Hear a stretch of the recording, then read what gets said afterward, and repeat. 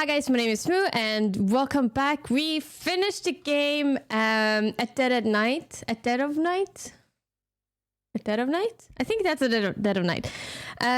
So basically, when it comes to this game, it has been quite interesting. It has... I think the story itself is kind of interesting and very good because it starts with you as a girl going into getting kind of lost, or well, not really lost, but your friends are getting ahead of her, and then you get to the hotel, and then at the hotel there's like this receptionist that is very creepy. But anyway, basically the game, the way that it works is that you go into the game and then it's a first person view, and then you are basically using your mouse to click where to go. And then in you do have a compass that kind of shows you if there's ghosts around or if there is where the clue are. And then there's this scrying mirror that you can use, just that kind of gives you indication of where to go or what to do. It doesn't tell you exactly, but it does kind of give you either the floor you need to go to or a specific room or a specific place or whatnot to kind of have some kind of... It's like a hint system, but it's also in some situations it's very difficult to to actually proceed without actually using it. So as much as it is a hint system, I haven't found any other situations or ways to find out where to go or what to do unless you're following you could technically follow the compass too, I guess, but it's also quite not always as straightforward because you could have two objectives at the same time ongoing, each on different floors, and then I don't know how the compass works, because what if you're on the ground floor and you have the objective of third floor, but there's no indication of where to go or that you need to go to the third floor? Well, there are in some of the discussions what they're talking about that that's it, you know, that you can find whatever place to go to, but it's not always 100% like clear, or it doesn't really say they might say, oh, you need to go to this person's room, but you have no idea where that person's room are. So you know, there's things like that. And then on top of that, you have a little bit of a spirit box that you can talk to ghosts with. So by speaking to the ghosts and asking them questions and asking them to explain things or explain items that you find around, you can kind of get clues of what actually happened. And then you need to pair that clue together with the ghost story, so to speak. And then when you pair those two, you either get like the continuation of the story or you don't get that. The mechanics is extremely easy, so to speak.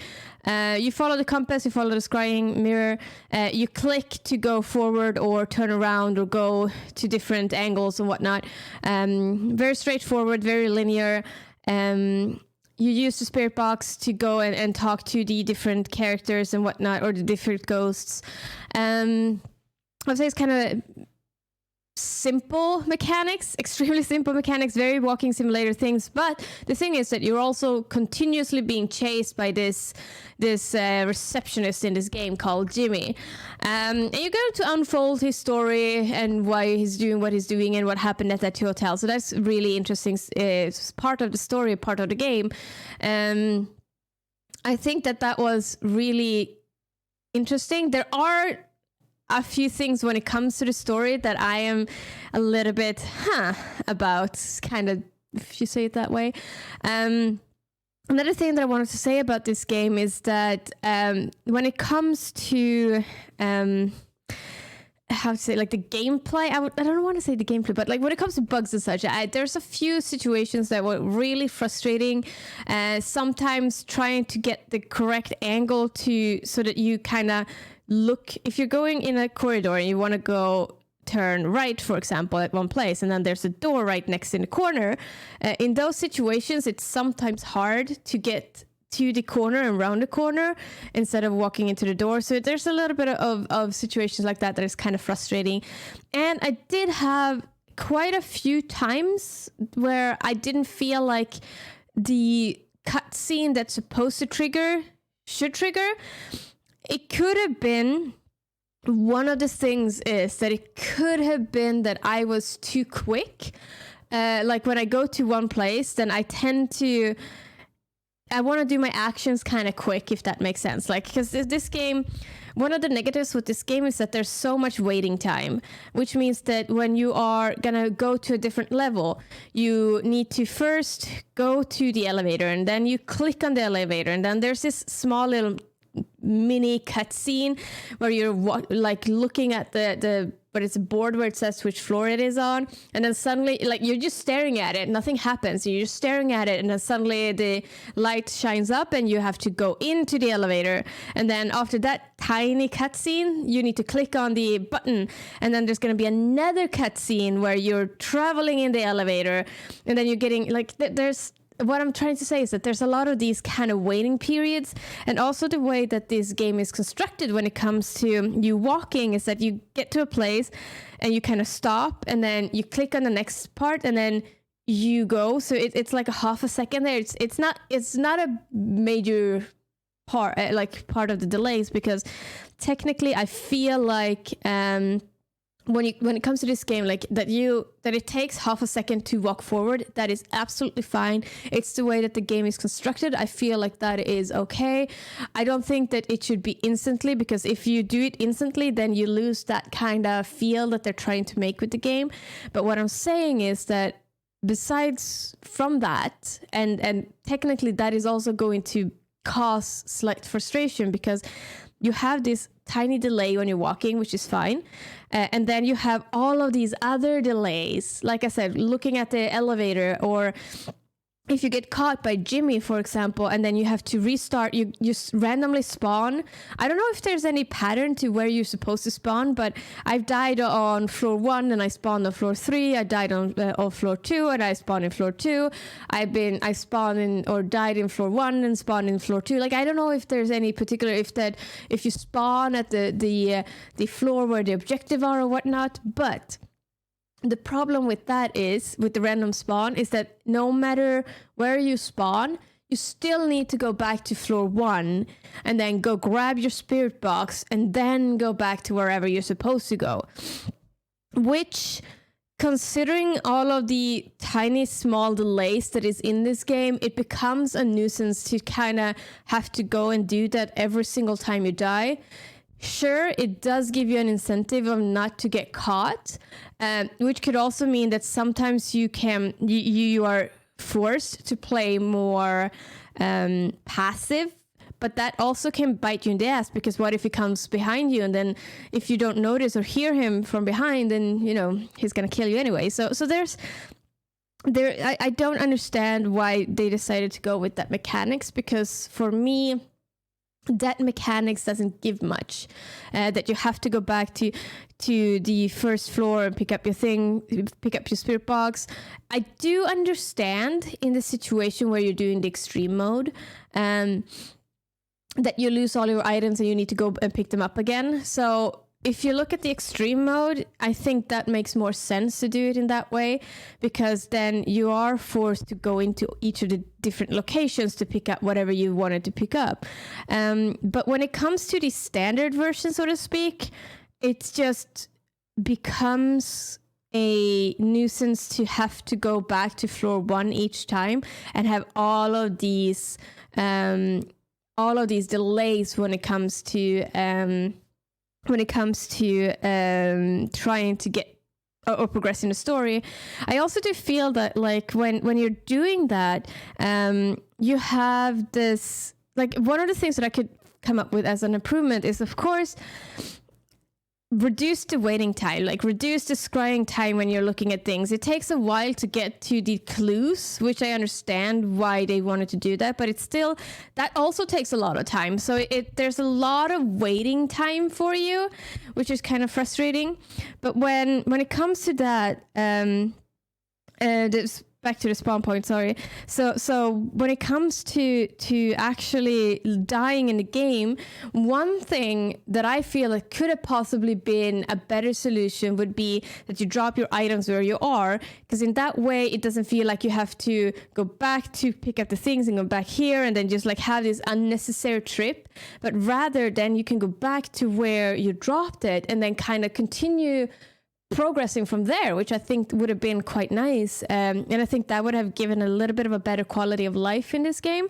But that's just my opinion. I might be wrong, and there might be a really good reason why they have decided to put the spirit box on one floor. Maybe it's easier to code that way. I'm not sure. I'm not a developer. So yeah, because of that, I feel like it's a lot of waiting time, a lot of times that takes to just do nothing. I don't mind. I think I mentioned it in my playthrough, but I don't mind actually when he's coming for you and you need to hide in the bathroom or in the closet or whatever. Because in that situation, it is more of a, yes, I'm waiting, but it's still some kind of excitement to the wait. You can see him walk past the door, or you can see him go into the room and walk past the door and kind of look into the room you're hiding in, which gives a little bit sense of, it still gives a little bit of a sense of excitement, which means that waiting time, so to speak, doesn't really matter.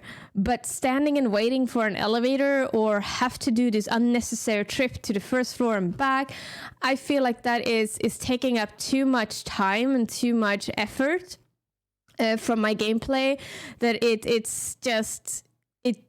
I'm losing the interest in the game after some time because there's a lot of waiting time. Combine that with simple mechanics and it could be a little bit frustrating to play it because of the, like, I don't want you to be able to fight back because I think it's fine, but because of you having this kind of choppy, like you going forward here and you stop here, and then you need to either look, like you cannot move, you need to actually click to look around.